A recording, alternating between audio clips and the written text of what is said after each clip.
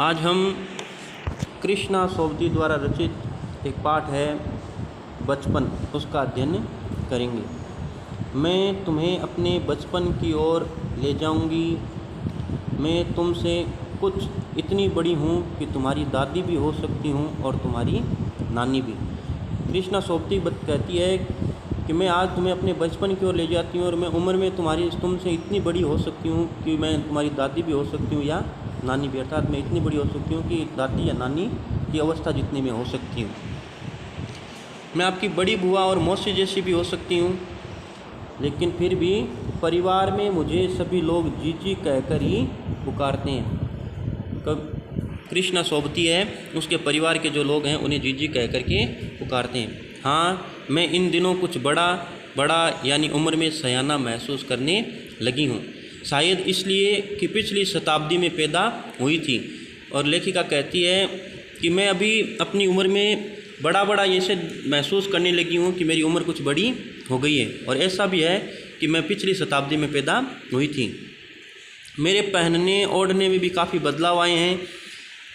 कवित्री कहती है मेरे कपड़े पहनने का जो ढंग है उसमें बदलाव आया है। पहले मैं रंग बिरंगे कपड़े पहनती थी, लेकिन अब जो है मेरे कपड़े पहनने का जो ढंग है वो बदला है। पहले नीला, जामुनी, ग्रे, काला और चॉकलेटी रंग में पहनती थी, लेकिन अब मन कुछ ऐसा करता है कि सफ़ेद पहनो। पहले तो लेखिका जो है रंग बिरंगे कपड़े पहनना पसंद करती थी, लेकिन अब उसका मन जो है सफ़ेद कपड़े पहनने के लिए करता है। लेखिका कहती है कि मैं अब सफ़ेद कपड़े पहनना चाहती हूँ और गहरे नहीं हल्के रंग के कपड़े मैं पहनना चाहती हूँ।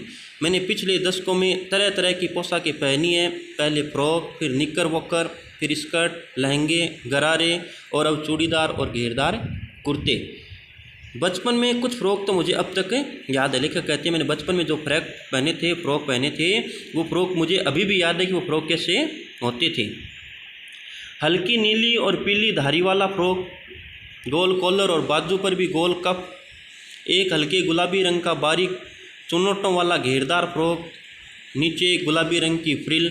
उन दिनों फ्रॉक के ऊपर की जेब में रुमाल और बालों में इतराते रंग बिरंगे रिबन का चलन था। कि उस समय जो है कि इतराते रंग बिरंगे रिबन लगाने का प्रचलन था। लेमन कलर का बड़े प्लेटों वाला गर्म फ्रॉक जिसके नीचे फर टंकी थी। दो ट्यूनिक भी याद है। लेखक कहती है दो पहनने के ट्यूनिक भी मुझे याद है। एक चॉकलेटी रंग का और अंदर की कोटी प्याजी, कि उसके अंदर कोटी जो पहनी जाती थी उसका रंग जो था वो प्याजी था। दूसरी ग्रे रंग की और उसके साथ सफ़ेद कोटी होती थी। इस प्रकार से लेखिका को अपने बचपन में पहने जाने वाले कपड़ों की पूरी याद है। मुझे अपने मोजे और स्टॉकिंग भी याद है। लेखिका कहती है कि मुझे मेरे बचपन के मोजे और स्टॉकिंग है वो भी आज भी याद है। बचपन में हमें अपने मोजे खुद ही धोने पड़ते थे। वह नौकर या नौकरानी को नहीं दिए जा सकते थे, इसकी सख्त मनाही थी।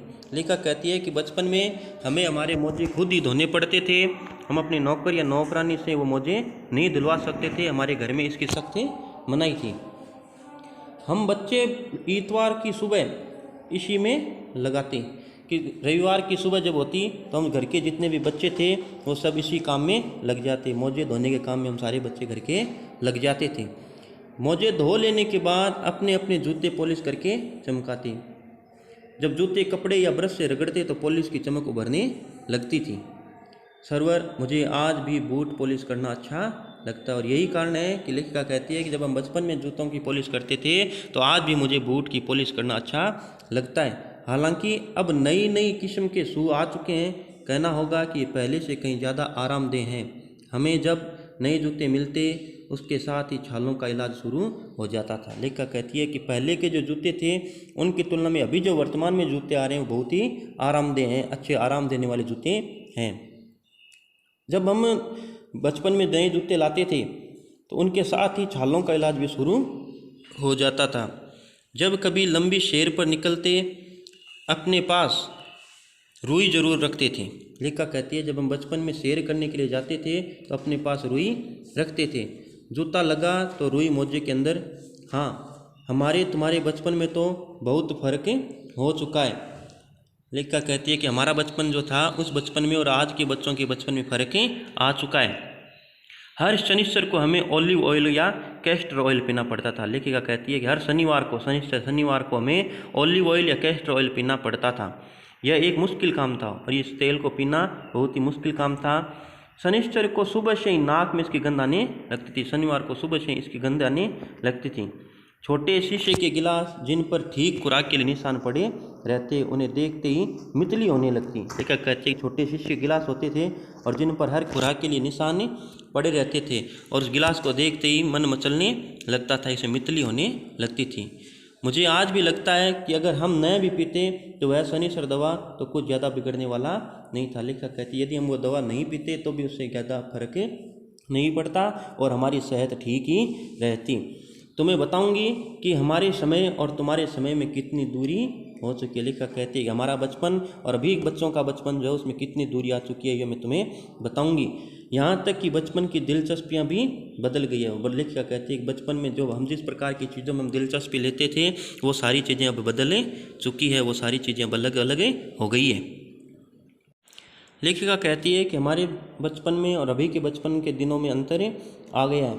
लेखिका कहती है कि याद रहे उन दिनों कुछ घरों में ग्रामोफोन थे, रेडियो और टेलीविज़न नहीं थे। कि पहले के समय में घरों में टेलीविज़न रेडियो नहीं होते थे, ग्रामोफोन हुआ करते थे। हमारे बचपन की कुल्फ़ी आइसक्रीम हो गई। लेखक कहते हैं बचपन में जो कुल्फ़ी हम खाया करते थे वो अभी के समय में आकर के आइसक्रीम हो गई है। कचौड़ी समोसा पेटीज़ में बदल गया है। उस समय की कचौड़ी समोसे जो थे आजकल की पेस्ट्रीज पेटीज़ में बदल गए हैं।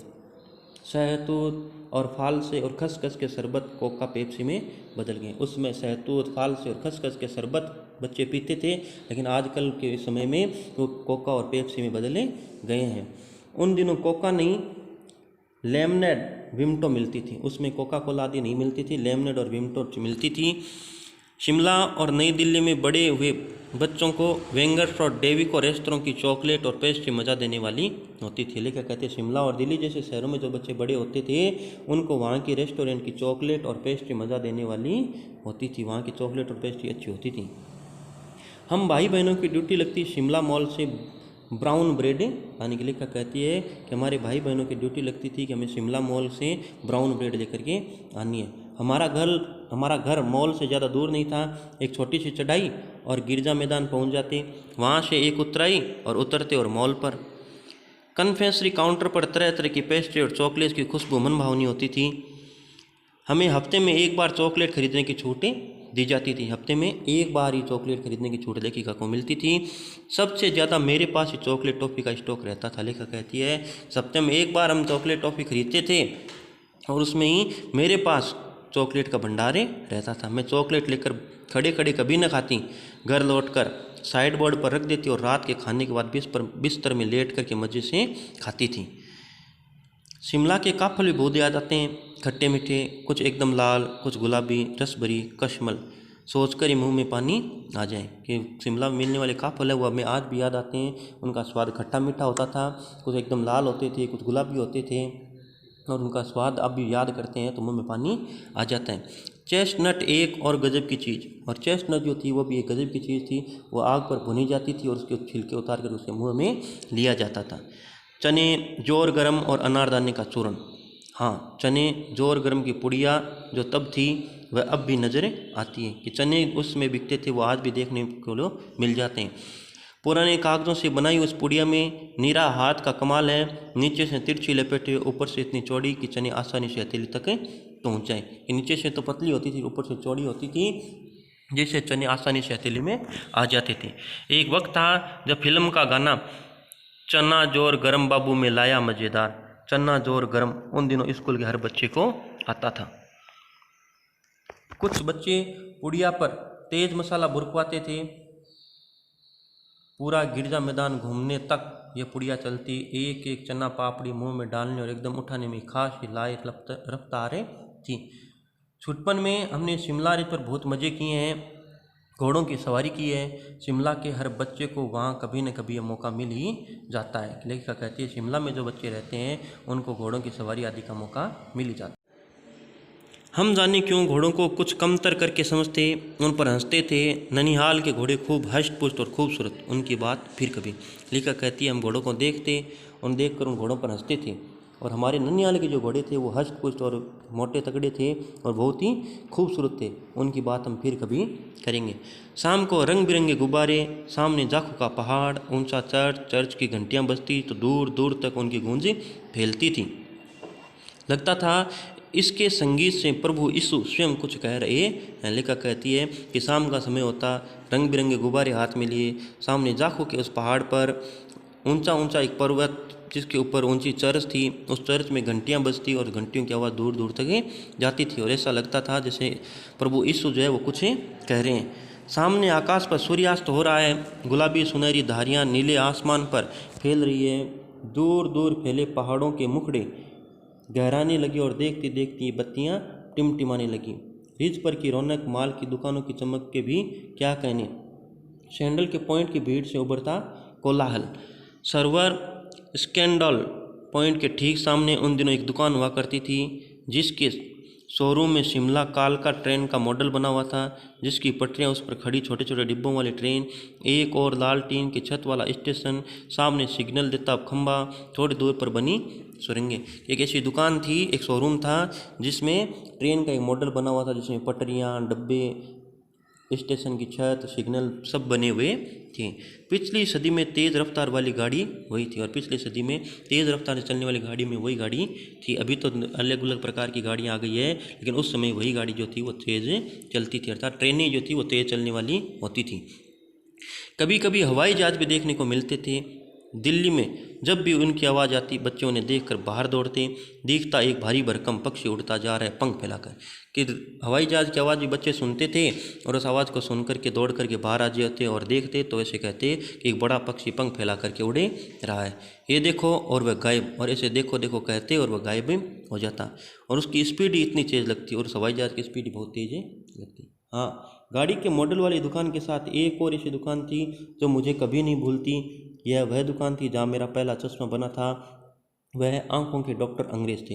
लेखक कहती है कि एक दुकान ऐसी भी थी जिसे मैं कभी भूल नहीं सकती थी, और वह दुकान थी चश्मे वाले की। वहाँ एक अंग्रेज़ डॉक्टर रहते थे और वहीं से मुझे चश्मा पहली बार लगा था। शुरू में चश्मा लगाना बड़ा अटपटा लगा। छोटे बड़े मेरे चेहरे की ओर देखते और कहते आंखों में कुछ तकलीफ है। लेखिका कहती है कि जब मैंने चश्मा लगाया तो छोटे बड़े सब मेरी ओर देखते और मुझे पूछते कि मेरी आंखों में कुछ तकलीफ है क्या। इस उम्र में इन्हें दूध पिया करो, और सब सलाह देते कि मैं दूध पीऊँ। मैं डॉक्टर साहब का कहा दौरा देती, कुछ देर पहनोगी तो ऐनक उतर जाएगा। डॉक्टर साहब ने कहा था कि कुछ दिन अगर ऐनक पहनोगी तो ये ऐनक उतर जाएगा। वैसे डॉक्टर साहब ने पूरा आश्वासन दिया था, लेकिन चश्मा तो अब तक नहीं उतरा। नंबर बस कम ही होता रहा। मैं अपने आप इसकी जिम्मेवार हूँ। जब आप दिन की रोशनी को छोड़कर रात में टेबल लैंप के सामने काम करेगी तो इसके अलावा और क्या होगा। लेखिका कहती है कि मुझे जो चश्मा लगा उसकी जिम्मेवार मैं खुद ही हूँ, क्योंकि मैं दिन की रोशनी को छोड़ करके रात्रि में टेबल लैंप के सामने बैठ करके अध्ययन करती थी, अपने काम करती थी, और इसी कारण मुझे चश्मा लगा। हाँ, जब पहली बार मैंने चश्मा लगाया तो मेरे एक चचेरे भाई को ने मुझे ये छेड़ा, देखो देखो कैसी लग रही है। कि मेरे चचेरे भाई ने मुझे छेड़ा और कहा कि देखो देखो ये। लेखिका कहती है कि चश्मा लगाने पर मेरे चचेरे भाई ने मुझे छेड़ा और कहने लगा, आँख पर चश्मा लगाया ताकि सूझे दूर की, आँख पर चश्मा लगाया ताकि सूझे दूर की, ये नई लड़की को मालूम सूरत बनी लंगूर की। कि मेरे चचेरे भाई ने कहा इस लड़की ने आँख पर चश्मा लगाया कि ताकि इसे दूर की दिखाई दे, लेकिन इस लड़की को ये पता नहीं है कि इसकी सूरत चश्मा लगाने के बाद लंगूर की जैसी हो गई है। मैं खेजी कि मुझ पर यह क्यों दोहराया जा रहा है, पर शेर बुरा नहीं लगा। लेखिका को बुरा तो लगा, लेकिन उसके कहने का जो अंदाज़ था, ये जो शायराना अंदाज़ था, वो लेखिका को बहुत ही अच्छा लगा, बुरा नहीं लगा। जब वह चाय पीकर चले गए तो मैं अपने कमरे में जाकर आईने के सामने खड़ी हो गई। कई बार अपने को देखा, ऐनक उतारी, फिर पहनी, फिर उतारी, देखती रही, सूरत बनी लंगूर की नई नई। लेखिका कहती है कि जब वो चले गए मेरे चचेरे भाई तो मैंने अपने कमरे में जाकर के आईने के सामने खड़े होकर के अपने आप को देखा। कभी चश्मा लगाती, कभी उतारती और देखती, और फिर याद करती कि मेरी सूरत लंगूर की सी नहीं है, फिर सोचती नहीं, फिर कभी सोचती हाँ। मैंने अपने छोटे भाई का टोपा उठाकर भी सिर पर रखा। कुछ अजीब लगा, अच्छा भी और मजाकिया भी। तब की बात थी, अब तो चेहरे के साथ घुल मिल गया है चश्मा। लेखक कहती है कि पहले तो मुझे ये अजीब सा लगा, लेकिन अब तो ये चश्मा मेरे चेहरे के साथ ही घुल मिल गया। जब कभी उतरा हुआ होता है तो चेहरा खाली खाली लगने लगता है। याद आ गया वह टोपा, काले फ्रेम का चश्मा और लंगूट की सूरत। हाँ, इन दिनों शिमला में सिर पर टोपी लगाना पसंद करती हूँ। लेखिका कहती है कि मैं जब शिमला में रहती हूँ तो टोपी लगाना पसंद करती हूँ। मैंने कई रंगों की जमा कर ली है, कहाँ दुपट्टों का ओढ़ना, कहाँ सहज सहल सुबीते वाली हिमाचली टोपियाँ। लेखिका कहती है मैंने कई रंगों की टोपियाँ जमा कर ली है, कहाँ तो ये दुपट्टे का ओढ़ना होता है, कहाँ ये सहज और सरलता से ओढ़े जाने वाली हिमाचली टोपियाँ होती है।